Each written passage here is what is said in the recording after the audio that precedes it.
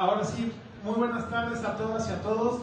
Sean bienvenidos a esta presentación del libro, uno de los mejores libros sobre libertad de expresión que se ha escrito en este país desde mi punto de vista. Gracias por estar aquí. Saúl, muchas gracias por haber aceptado la invitación acá a la Facultad de Derecho, que es tu casa. Y pues vamos a dar inicio con esta presentación. Primero cedo la palabra a mi amiga, la maestra Paulette Campos Ramos, jefa de Educación Continua de la Facultad de Derecho, maestra y licenciada por esta casa de estudios y una gran feminista. Bienvenida, Paulette.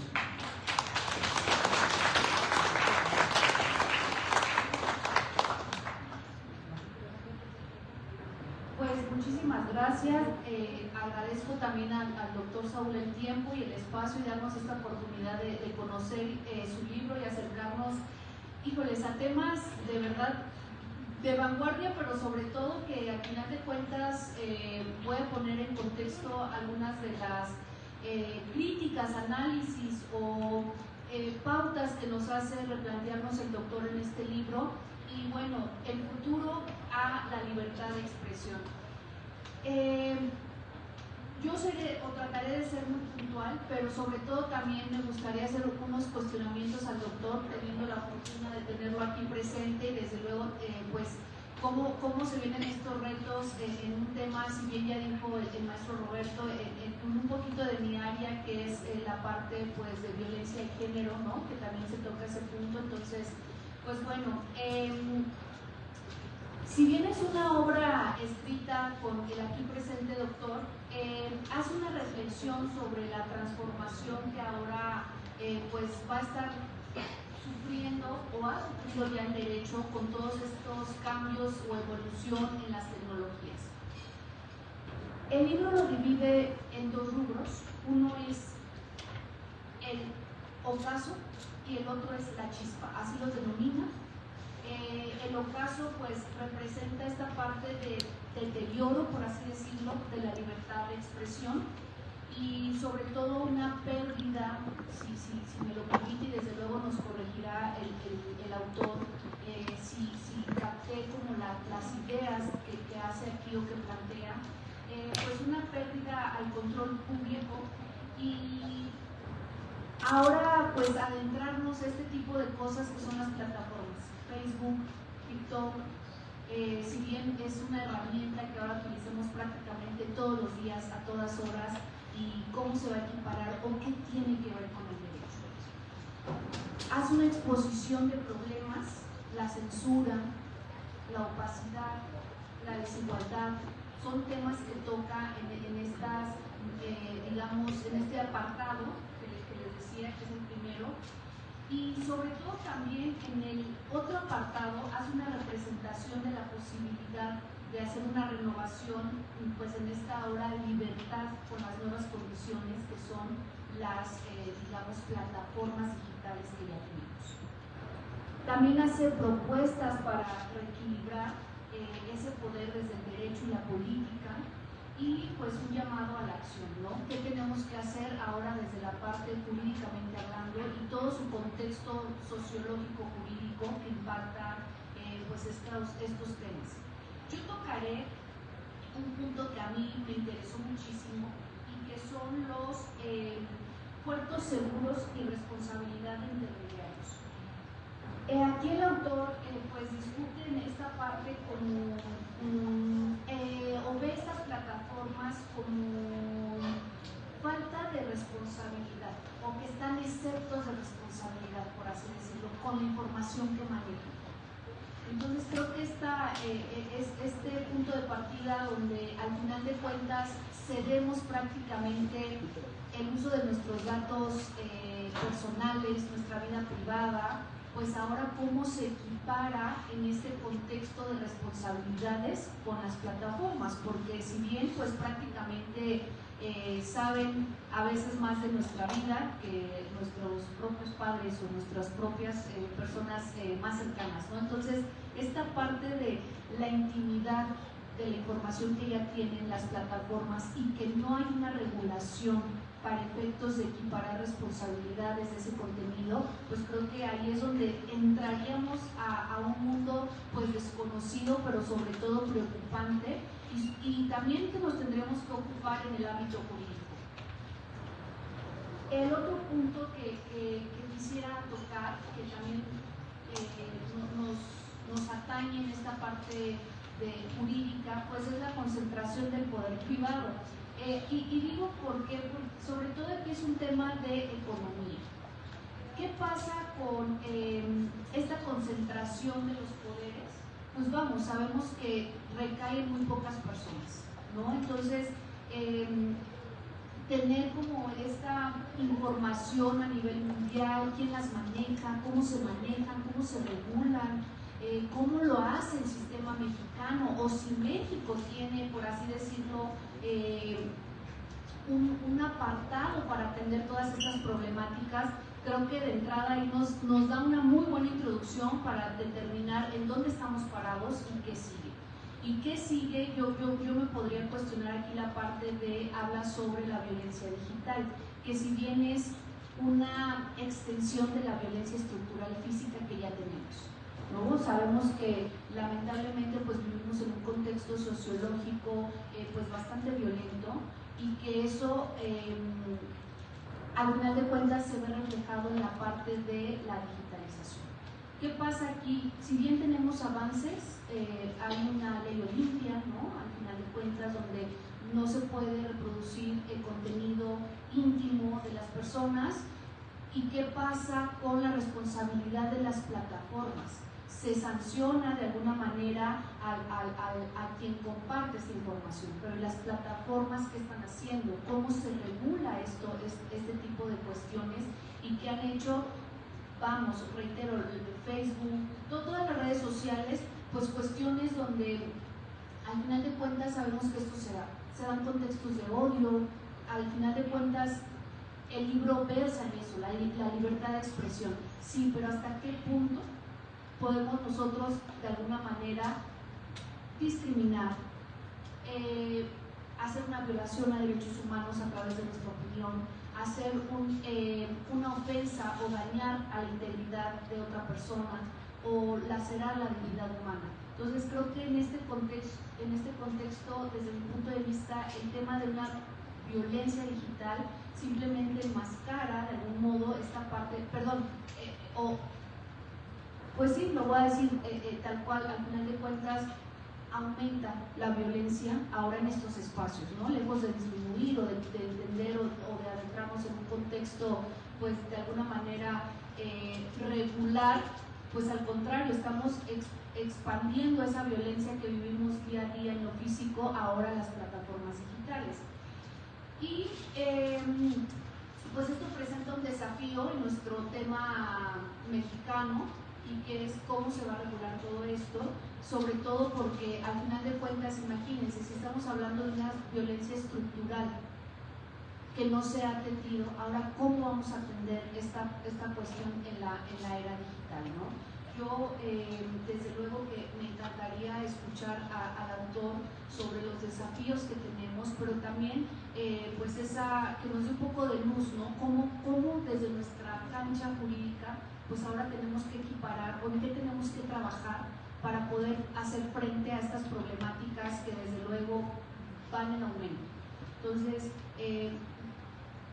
me quiero quedar aquí para ceder el uso de la voz a los demás académicos, que creo que también tendrán una excelente participación, pero también un cuestionamiento bastante fructífero en sus áreas y sus canchas del derecho. Pero creo que lejos de solo cuestionar al autor, porque no lo quiero poner en jaque, también como hacer esa reflexión de qué papel jugamos nosotros, ¿no? Los estudiantes y las estudiantes en este contexto, porque vamos, creo que son los que traen muy allegado esta parte de la digitalización, que no nos quedamos atrás y tratamos de equiparar, hacer frente, pero ustedes ya nacieron con esto y desde luego llegamos a normalizar muchísimas problemáticas. Entonces creo que el autor que nos ponga un poquito en estos desafíos, pero sobre todo también que nos dé un poquito de luz para ver cómo vamos a ocuparnos de estas problemáticas. Muchísimas gracias.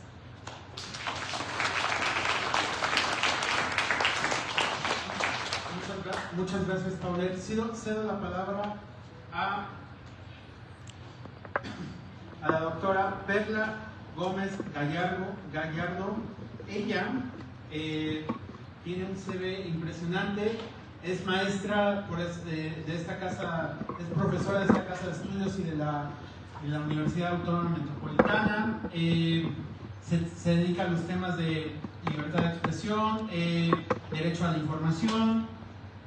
Fue ombudsperson del Distrito Federal, presidenta de la Comisión de Derechos Humanos del 2013 al 2017, ha escrito un sinfín de artículos periodísticos y académicos, fue integrante del Consejo Técnico de la Facultad de Derecho del 2018 al 2022 y le damos la bienvenida y muchas gracias por estar con nosotros, doctora. Gracias. Le cedo la palabra. Gracias, buenas tardes a todas y todos. En primer lugar, pues agradecer la invitación, agradecer el libro y darle antes que nada pues, la bienvenida a Salud Noriega, a este espacio académico y pues tener el privilegio de poder invitarnos a leer, porque pues, cuando se presenta un libro es quererles provocar para que lo lean. Y este libro no solo se lee, se debe estudiar. Porque para bien, yo creo que el autor se animó a algo bastante temerario, que es hablar del futuro de la libertad de expresión en Internet, plataformas digitales y algoritmos, porque ya no hay futuro, está en el presente. Entonces su obra de 2023 logra sintetizar, logra generar en su momento pues, toda una serie pues toda la parte que tiene que ver con el avance de los medios tradicionales a los contemporáneos, los grandes casos en la materia de libertad de expresión y lo que implica ahora pues, los modelos de negocios, no hay que dejarlos de lado los particulares frente al uso de estas plataformas. Y pues también de la buena mano, me dio mucho gusto ver aquí las agradecería por más granado, aquí se ve la calidad de una revisión de estilo, la formación tipográfica que se hace desde los libros de vida, así que es un privilegio tener algo de tu hechura también de nueva cuenta en mis manos. Y busco invitarles a que primero que puedan ver esta parte inicial donde pues, el autor se da la tarea no menor, porque como pueden observar en todas las fuentes de consulta, que por cierto se las recomiendo ampliamente para indagar y profundizar en cada uno de los grupos, es una fuente actualizada, es una fuente que da cuenta del conocimiento de la materia y logra la primera parte pues darnos como esa cronología, esa evolución que han tenido los medios para luego entrar a los grandes debates. Y digo decir futuro cuando ya es presente es que justo habla del efecto Trump cuando le negaron el uso de redes sociales y yo estaba esperando el fallo porque para bien Trump nos demandó y queríamos el fallo. No hay fallo, le pagaron, lo arreglaron. Sí, exactamente, lo pierde cuando pierde la elección, el acceso a cuando nunca debió un impresentable como ese personaje tener acceso a estos medios masivos. Pero la verdadera disyuntiva es qué fuerza tiene un poder fáctico empresarial de un particular que le puede cerrar la difusión a un personaje público de la relevancia de un presidente de Estados Unidos. Y que tanto decíamos que el Internet era un espacio democrático y tranquilamente le bajan el switch a Egipto después de la primavera árabe y perfectamente el modelo de negocios, ninguna empresa transnacional se queja en China de cerrar una difusión amplia de todos sus contenidos. Y viene peor, el filtro burbuja. Ahora nosotros podemos ver lo que cree el teléfono, que sí nos espía, sí nos oye, sí nos ve, claro que sí, no se preocupen, sí es cierto. En el aspecto de que no les permite, como cuando hay un buffet, escoger, sino que como tú siempre comes esto, te voy a mostrar siempre esto. Y el algoritmo, que para colmo la inteligencia artificial sí descubrió lo que todo el mundo hemos sabido siempre, que somos morbosas, miedosos para no discriminar. Y en esta parte, discriminatorios. Nos gustan los contenidos sanguinarios, nos gustan los contenidos que generan pues todo este maniqueísmo de estás conmigo, estás contra mí.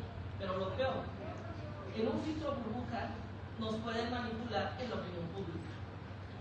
Y esto debe transparentarse, lo dice bien el autor en otra parte del libro, donde pues ya vemos que también ya existe muy incipiente en el caso europeo ya cierta regulación en materia de inteligencia artificial. Pero hablar y lo hizo, la verdad, sincero, pues sí, la parte final, dedicarle a lo que es en el sistema mexicano la regulación, pues con 3 líneas, ¿no? Y con letra muy grande, no hay. O sea, tenemos un desfase, hay solo 7 propuestas en toda Latinoamérica, 3 que se dieron simplemente como una reacción hacia lo peor que ha pasado en compras de plataformas, que fue la de Elon Musk hacia X, pero vemos que efectivamente en primera este libro nos va a permitir tener la fotografía, porque quizás para ustedes ya de ciertas generaciones ni siquiera tuvieron el efecto de cómo se vivía la comunicación antes. Pueden ver series que no son totalmente anacrónicas, ven sus tipos de celulares, usaban el BlackBerry, no sabían cómo mandar un correo masivo, saben apenas la de y decía yo, ¿qué es esto? ¿No? O sea, y esto lo vivimos. Y ahora ustedes, pues, efectivamente lo tenemos como cuidado con la transparencia en el algoritmo. Cuidado, y nos Biden mandó a hacer, antes de todo lo que ha salido de su situación psicoemocional y cognitiva, mandó a hacer un estudio sobre los riesgos de inteligencia artificial. Y Sarah Connor tenía razón en Terminator. La verdadera manesa del ser humano es el propio ser humano. Si le preguntan al algoritmo quién es el verdadero enemigo de la humanidad y de la naturaleza, va a ser el ser humano. Por lo tanto, nunca le den el botón rojo a la inteligencia artificial. Pero eso lo dijeron en un estudio, o sea, ya no es una especulación de ciencia ficción para una película ochentera. Entonces, dejar que los particulares se regulen a sí mismos, donde pareciera y conste, aquí yo sí regreso a los clásicos. Quien no sabe obligaciones no sabe derecho. Vámonos a la teoría de las obligaciones. Las partes sí tienen la autonomía de la voluntad, se obligan en la forma y términos que quieran hacerlo. Pero ustedes díganme, sean honestas y honestos, ¿quién leyó dónde es la jurisdicción que se infiltra su correo electrónico? Porque todos tenemos un correo electrónico. El de la facultad está en Google, por cierto, aunque también en Derecho Constitucional. ¿Dónde está su jurisdicción? Ah, no, pero es que la jurisdicción es renunciable. Entonces, si pudieron ahí que iban a dar un hígado, se vale porque lo aceptaron. ¿Dónde quedan las reglas de lo que está fuera de posición? Pero también cuidado, ¿le van a dejar a los legisladores que lo hagan? ¿A las legisladoras? ¿Quién debe marcar la línea? Y pues yo sí lo he reflexionado mucho en la lógica de que un grupo de expertos de la ONU pusiera un mínimo irrenunciable de lo que no se debe tocar. Porque si queremos regular, siempre que regule cualquier Estado, va a ser hacia la censura, la restricción, la limitación. Y siempre que está en riesgo la seguridad, las personas prefieren ceder libertad a su privacidad. Entonces, bajo este escenario que ya no estamos viviendo, ya está la inteligencia artificial, ayer mostraron la nueva versión de Google Glass, todo lo que implica esta intromisión a la intimidad, ya no solo a la vida privada, y el manejo sectario de grupos fácticos manipulando procesos electorales para generar estos sesgos de información. Porque ustedes creen que vemos una noticia y de repente ni siquiera la persona existe la página para crear personas que no existen. Podemos hacer suplantación de personalidad perfectamente. Acaban de hacer un experimento en España donde una locutora permitió que usaran varios programas de ella para dar todo el noticiero. Y salvo su mamá, que sí le habló muy ya rara, no se dieron cuenta. Y peor, lo usó para hacer una transferencia en su banco. Y lo logró. En llamada telefónica. Entonces, tenemos campo, jóvenes. Yo creo que este libro y todos estos ejercicios académicos que se hacen por personas pues, que se comprometen y se dedican de manera especializada a estos temas, pues es una invitación, primero, a no dejar de manejar los principios del derecho. Pero segunda, salirse del estado de confort y entrar a informarse, estudiar y campo de acción ahí, porque se les va a necesitar más ahí que lo que venga de la Suprema Corte. Así que váyanse a lo transnacional, váyanse a las partes de lo que implica pues esta provocación y métanse en el lugar incómodo de cómo hacer que el derecho, que siempre va a caballo, alcance ese tren bala que es la realidad. E insisto y reitero, léanlo, estudienlo, tenemos el privilegio de tener aquí al autor para hasta que se nos autoridades a tiempo, pero pues sobre todo el privilegio de un libro, lo dice muy bien también al final de su texto, es compartirlo a través de la lectura. Así que está mi reiteración, esta invitación y mi gratitud de que me hayan escuchado. Gracias.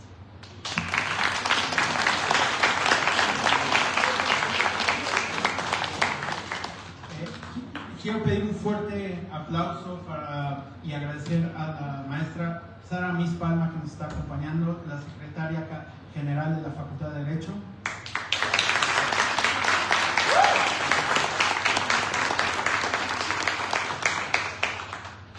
También quiero agradecer a Tomás Granados, que está aquí acompañándonos, dueño de la editorial Grano de Sal, que también está vendiendo y haciendo promoción al libro que estamos presentando. Pido también un aplauso para Tomás.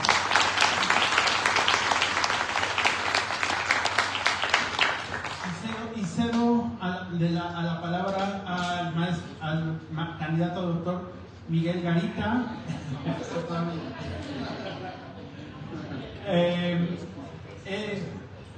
Abogado por el ITAM, maestro en Derecho por la Universidad de Génova, estudios doctorales por la Complutense de Madrid y profesor de Derecho Constitucional por esta facultad y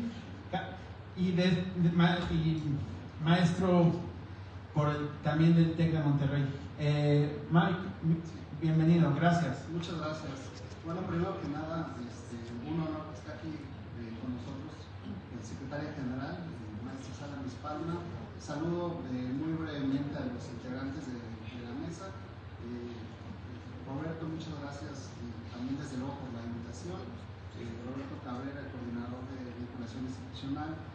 A la maestra Paulette Campuzano, jefa de la División de Educación Continua.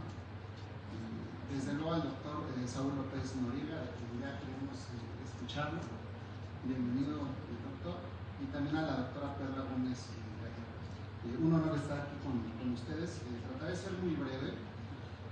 Bueno, vivimos tiempos complejos, ¿no? Tiempos en los que nuestros espacios de convivencia ya no se encuentran en los espacios públicos, sino en dispositivos, en plataformas digitales de carácter privado, ¿no?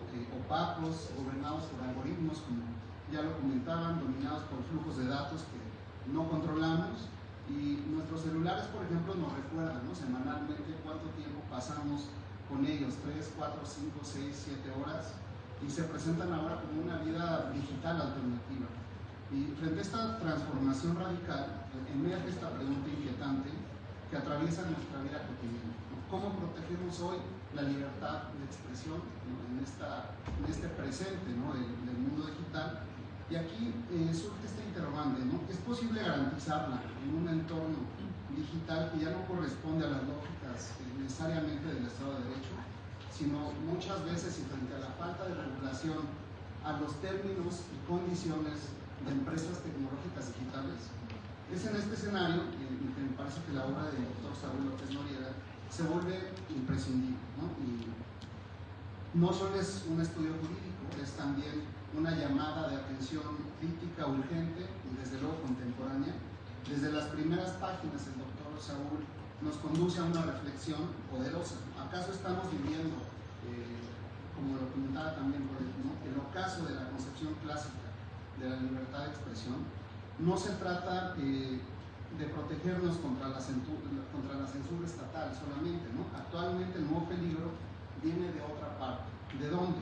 De la concentración del poder informativo en manos de dueños de plataformas digitales, movidas por algoritmos invisibles, sin control democrático. Y aquí el doctor Saúl nos describe en su obra cómo hemos transitado de algo que me gustó bastante, de la escasez de expresiones a la escasez de atención. Hoy sabemos que la saturación informativa no produce pluralismo, sino incluso produce parálisis.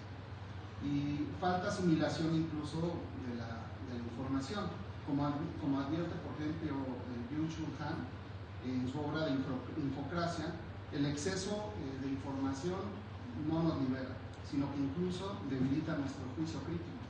Ahora, lo que no captamos, no lo pensamos, lo que no se vuelve tendencia, no existe.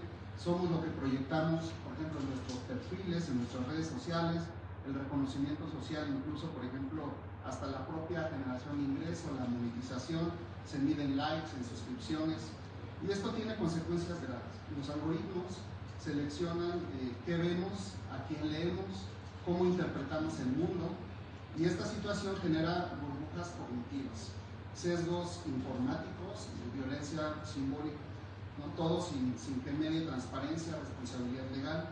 Vivimos también nuevas formas de violencia, ya no solo censura, represión estatal, sino también acoso, cancelación, manipulación, como hemos visto en los casos, por ejemplo, que derivó en la ley Olimpia, o crímenes que se han transmitido incluso en vivo por redes sociales, ¿no? Tenemos el caso reciente de la influencer Valeria Márquez, que está teniendo un impacto mundial, y la expresión, lejos de ser una vía de emancipación, puede convertirse en un arma, en un espectáculo o incluso en una moneda de cambio.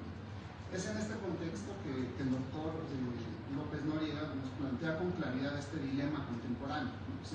Seguiremos sometidos, ¿no?, a este feudalismo digital, donde unos cuantos concentran el poder informativo, ¿no?, o apostaremos por una reconstrucción del Estado democrático en un entorno digital. El libro trasciende un mero diagnóstico, incluso propone alternativas normativas, incluyendo mecanismos de gobernanza democrática supranacional. Y bueno, por esto y incluso derivado de la lectura del libro advertimos cuestiones que son importantes y aquí me parece que conviene hablar del futuro, ¿no?, de la libertad de expresión en términos de regulación, o sea, porque no hay como tal una regulación actual, plena, hay vacíos normativos, hay una ausencia incluso de políticas públicas sobre inteligencia artificial, y incluso tenemos una ciudadanía cada vez que está más expuesta y menos protegida, ¿no?, como estos temas a él le llama Saúl el laberinto de la inteligencia artificial. Entonces, me parece que este libro debe discutirse como lo estamos haciendo en las aulas, incluso debe leerse para inspirar, ¿no?, o sea, porque es realmente inspirador en cuanto a trabajos de investigación, y no solamente eso, incluso pensar en reformas constitucionales, reformas legales, y reflexionar incluso sobre las nuevas teorías constitucionales, por ejemplo, como reflexiona Yuval Noah Harari en Nexus. Nuestras constituciones del siglo anterior pues fueron diseñadas en un momento en donde no se advertía adecuadamente la transformación digital, la inteligencia artificial, la ciencia de datos, y me parece que esto nos lleva a ciertas preguntas. A propósito de aprovechar tener aquí a nuestro querido invitado, si es necesario, por ejemplo, refundar pactos políticos fundamentales en esta era digital, o acaso no necesitaremos reconocer al menos nuevos derechos digitales, ¿no?, en nuestras constituciones. Y bueno, me parece que, como bien dice el doctor López Noriega, si no recuperamos el control democrático del espacio digital, la libertad de expresión será solo un sinónimo. Por eso es que este libro no solamente es recomendable, sino que es necesario, es formativo, y me parece que es un llamado a la acción, ¿no? Es una invitación, más que nada, a imaginar un derecho que esté a la altura de los desafíos de nuestro tiempo. Muchas gracias.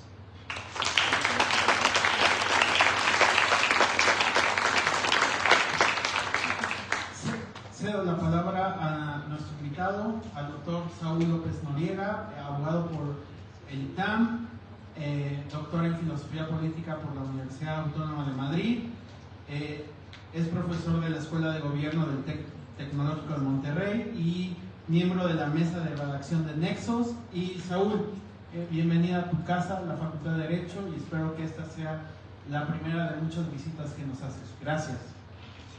Muchísimas gracias, Roberto. Muchísimas gracias a la facultad por invitarme, por estar acá. Muchísimas gracias siempre lo hago, y le consta a Tomás porque siempre he estado presente. Agradezco una vez más a Grano de Sal y a Tomás por el trabajo editorial. Lo digo de nuevo, este libro es mejor gracias al trabajo editorial de Tomás y de Grano de Sal. Invito a los estudiantes, a los jóvenes a que se acerquen. Es una editorial, es un excelente puente que, bueno, llena un vacío al ser un excelente puente entre los académicos y que puedan sacar sus libros ante la falta de editoriales que justamente no existían. Solo les pongo por ejemplo, espero no dar una primicia que no existía, que no les he hecho más. Pronto va a sacar un libro de entrevistas y conversaciones con pensadores políticos contemporáneos, como Francis Fukuyama, y cuyo título es Mar de Dudas, de un pensador, diría opinólogo, pero trabajarlo, de un pensador relativamente joven, muy inteligente, y pinta para ser un librazo, no solo porque sale en Grano de Sal, sino porque también el autor entrevistador es muy bueno. En fin, los invito a acercarse. Seguro no solo está mi libro, sino hay otros libros allá afuera. Muchas gracias, Tomás, y muchas gracias a la facultad de Roberto. Lo segundo, sin duda voy a regresar porque varios de ustedes me preguntaron si iba a presentar La Tormenta Judicial. Es un libro que acaba de salir, editado por Nexos, que es gratuito, es bilingüe. Y bueno, siento defraudar a los que me preguntaron eso y no vengo a presentar el futuro de la libertad de expresión. Entonces ya me comprometí a regresar el inicio del próximo semestre a presentar junto con Javier Martí, que es el otro co-coordinador del libro, La Tormenta Judicial, implicaciones de la reforma 2024 en México. Pensamos que estratégicamente puede ser un buen momento, agosto, días previos a la toma de posesión de la nueva generación de jueces, magistrados y ministros del nuevo Poder Judicial. ¿Okay? Esto está comprometidísimo. Ahora, muchísimas gracias a mis colegas que hicieron una lectura del libro. Siempre se agradece un lector abocado, inteligente y crítico de cualquier cosa que uno haga, más de un libro que dediqué un buen tiempo, lo sufrí como muchos libros, pero también disfruté mucho la escritura. Ahora, algunos, a partir, tomé notas, comentarios, trataré simplemente un orden de aquí para acá, digamos, un poco tal cual, lo del ocaso, digamos, yo creo que el ocaso y la chispa viene a partir de, creo que finalmente estamos viendo, no que se esté acabando el mundo tradicional de la libertad de expresión, sigue habiendo periódicos, sigue habiendo radio y televisión, pero lo cierto es que está perdiendo cada vez más relevancia frente a las plataformas digitales y frente a la inteligencia artificial. El libro logra mencionar en la inteligencia artificial generativa, los ahora muy famosos LLM, los Large Language Models, pero la relevancia de estos modelos de inteligencia artificial, que no es la única inteligencia artificial, es sumamente importante y que opera, por supuesto, en plataformas como es ChatGPT. Entonces ahí se juntan dos cosas muy importantes, muy útiles, pero que también no tienen riesgos y que todavía no hemos logrado como humanidad elementos o instrumentos institucionales para mitigar esos riesgos relacionados, insisto, con plataformas y con esa inteligencia. Entonces, la parte del ocaso son 6 capítulos donde yo veo que ese mundo está perdiendo relevancia, está dejando de ser relevante, con el que al menos yo estudié, la parte de constitucional, de libertad de expresión, y la chispa es donde yo creo que están los debates, no necesariamente será ahí, los debates donde está la discusión, para la redundancia, para reconstruir la libertad de expresión en un mundo digitalizado, automatizado y de inteligencia artificial. Pero nadie, y lo digo 2 años después de escribirlo, tiene claro el rumbo de esa reconstrucción. Y cada vez es más complejo porque la evolución tecnológica cada vez uno evoluciona y es más complejo. El tema de las inmunidades es una de las discusiones más interesantes en términos legales. Esto es que las plataformas no son responsables de lo que ustedes, nosotros, yo, subimos a las redes sociales. Eso parte de una sección 230 de la ley de la decencia de las comunicaciones de Estados Unidos, tiene un nombre un poco extraño, pero así se llama, hace la traducción, de 1996, a partir del caso Reno del 97 de la Corte Suprema. Esa sección se consideró constitucional y entra a nuestro ordenamiento jurídico por el capítulo 19.1.7 del TEMEC, ¿okay? Es una traducción prácticamente literal. Entonces las plataformas no son responsables de lo que cada uno de ustedes sube. Ustedes sí pueden ser responsables, inclusive penalmente, como en el caso de la ley Olimpia, ¿okay? Hay una discusión, la idea de eso es porque las plataformas son estructuras que albergan información. La discusión, entre otras cosas, está porque ahora las plataformas tienen feed, algoritmos que distribuyen y ramifican información. Y yo coincido con este argumento, las plataformas en ese momento, que es a partir como de los 2000, 99-2000, dejaron de ser neutrales, porque esos algoritmos tienen, entre otros objetivos, un objetivo de modelo de negocios de publicidad. Entonces, esa manera de distribuir contenidos ya no es neutral. Y dos, lo que se define que sube puede estar en una plataforma o no es a partir de reglas que son privadas, definidas por privados, y que son diferentes en cada plataforma. Por eso, por ejemplo, en Twitter, ahora es posible pornografía consentida entre adultos y con Instagram, ¿okay? No importando el ordenamiento jurídico en el que tú operes o uses Instagram o X, ¿okay? Lo del poder privado es algo súper interesante porque en realidad el constitucionalismo, y aquí hay un constitucionalista, y bueno, aquí todos somos cercanos, el constitucionalismo siempre ha tenido muchos problemas con el constitucionalismo. El constitucionalismo y el pensamiento liberal no es una familia feliz, hay muchos pleitos de familia. Si uno lee, por ejemplo, a Stephen Holmes, Stephen Holmes es alguien, digamos, que tiene un constitucionalismo y un pensamiento liberal, que sí se hace cargo del problema de los poderes privados, y que dice, no, el constitucionalismo sí está preocupado por los poderes privados, el pensamiento liberal, pero si uno se va al constitucionalismo y liberalismo más estadounidense, ellos no tienen esa preocupación. Es interesante que si uno lee a los constitucionalistas de hoy de Estados Unidos, por ejemplo, Balkin, en sus papers empieza a decir, tal vez el constitucionalismo debería preocuparse por los poderes privados. Hoy. Europa lleva muchos años preocupado por eso. Todo el tema de la eficacia horizontal de los derechos, la sentencia de Lund de Alemania, todo eso, más allá de si ha funcionado o no, la preocupación lleva décadas. ¿Okay? El problema es que este tipo de poder privado, con la tecnología de las plataformas y la inteligencia artificial, lo que está propiciando son ramificaciones de un poder que hay una duda genuina de si el pensamiento liberal y su gran herramienta institucional, que es la Constitución, genuinamente puede así este tipo de cosas. Y eso, lo trato de transmitir acá, es un debate fascinante y es un reto de la humanidad genuino. ¿Qué papel juegan las personas e individuos? Hay todo un tema de alfabetización, que las personas debemos de alfabetizarnos, estar conscientes. Oye, si tú mandas un nude, pues tienes que estar muy consciente de lo que implica, también es parte de tu desarrollo sexual, o sea, todo bien, todos somos adultos, etcétera, etcétera. Sin embargo, yo soy un poco, digamos, estoy de acuerdo con eso, estoy de acuerdo con las campañas de pedagogía, de alfabetización, tanto en plataformas como en inteligencia artificial. Nada más que las plataformas les gusta mucho este tipo de discursos por lo siguiente, porque la carga de la responsabilidad deja de ser estructural del sistema y se la delegan todo al individuo. El ejemplo por antonomasia es el consentimiento informado, cuando uno dice, oye, ya quiero abrir mi cuenta de Instagram. Sí, demás, etc. Ah, tú aceptaste todo. Ah. Sí, claro, pero yo no puedo estar fuera de mi trabajo de WhatsApp. Ese es uno. Es como mi Matrix, yo tengo que estar ahí, porque el jefe dice, todos tienen que abrir un WhatsApp y todos tienen que estar en ese chat. No, yo soy muy crítico de esto. Ah, tienes que estar, si no. Entonces, y tengo que aceptar esto. Entonces hay un tema donde necesariamente tienes que aceptar. ¿Okay?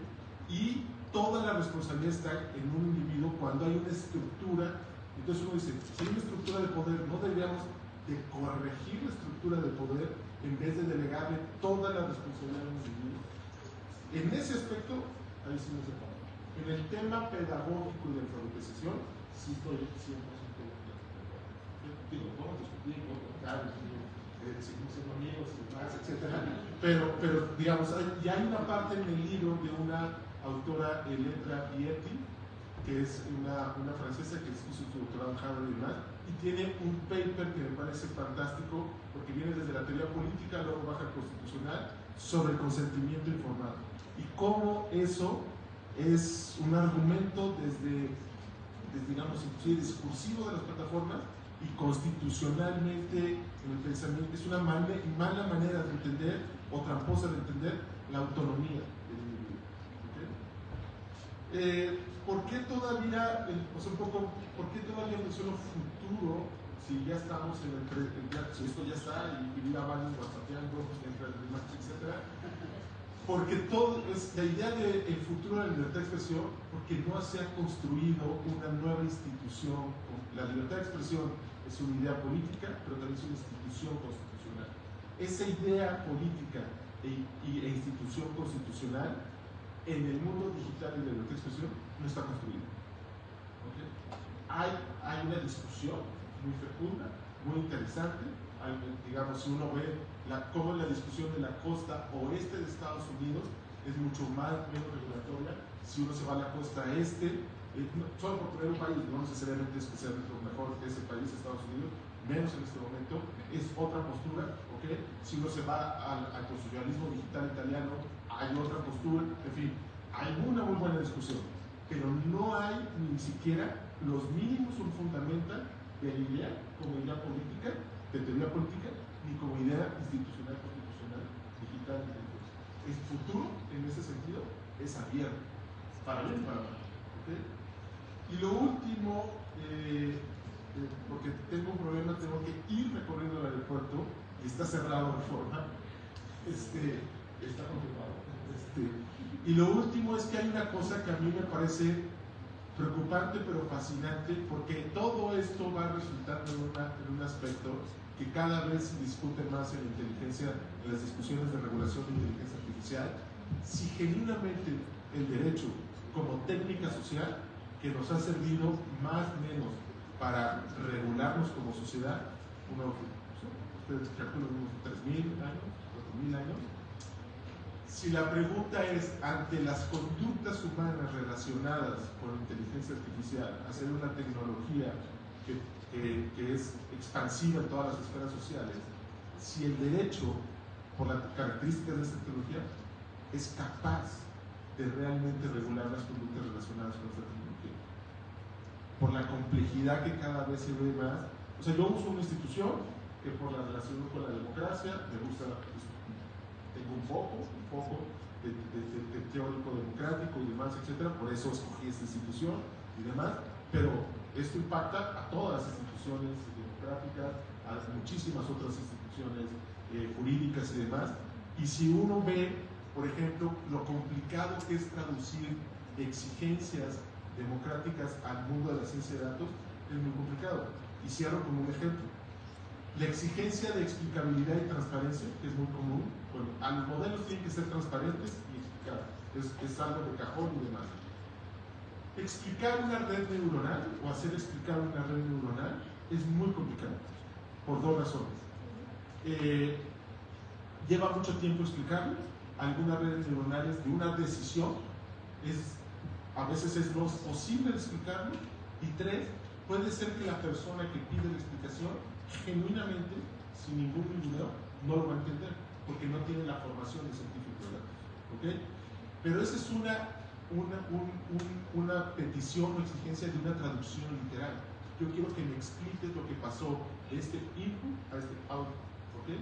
Entonces, la exigencia legítima democrática de transparencia es: quiero que me transparentes esto o me expliques esto. Pero tal vez lo que quiere esa persona es que la decisión a través de un modelo neuronal que no le dieron una beca, que no le dieron un ascenso laboral, que no le dieron, etc.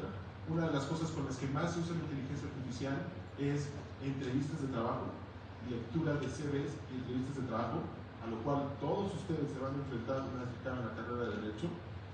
Los despachos lo usan mucho, por ejemplo.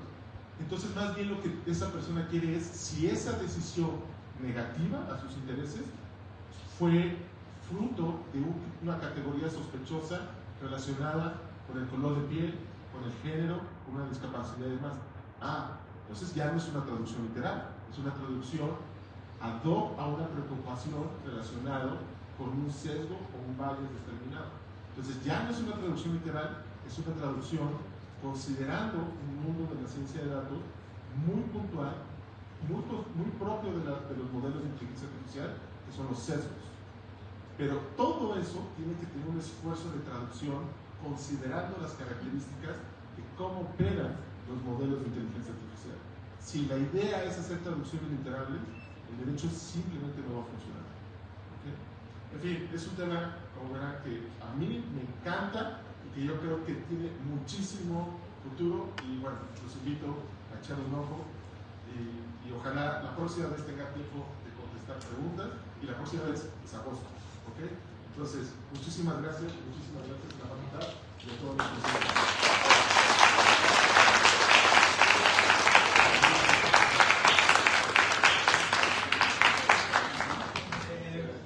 Por cuestiones de tiempo, damos clausura al evento. Maestra, ¿nos acompañaría para una foto rápido?